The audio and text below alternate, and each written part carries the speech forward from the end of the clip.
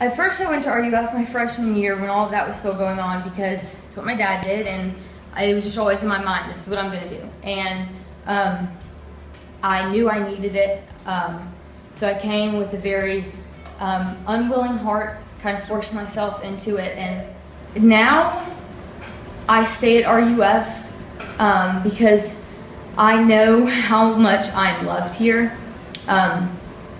It is one of the best examples of Jesus' love lived out in the world today.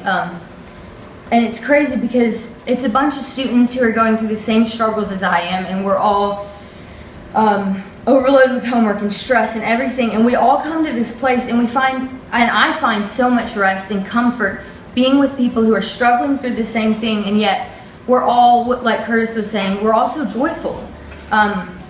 Because we have this joy that does not come from what grade we're going to make and what job we're going to get and what our resume looks like.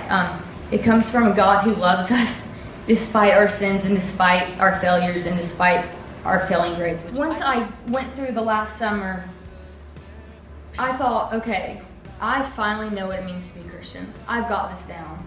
I'm not going to make those mistakes again. I am not going to struggle with the same things.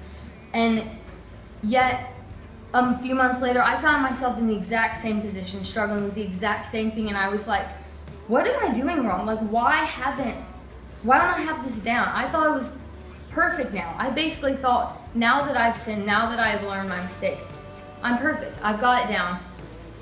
And it just hit me, which this sounds so silly, it just hit me, I'm not ever going to be perfect. I'm not ever going to have it all together. I'm going to over and over and over again make the same mistakes. But also every time I am going to the foot of the cross and saying, I don't have it together, I can't do this on my own. And God accepts me empty-handed with nothing to give him, and he sees the cross in my place, and I am truly loved. And that is a beautiful thing that I think RUF has really, really helped me see. So.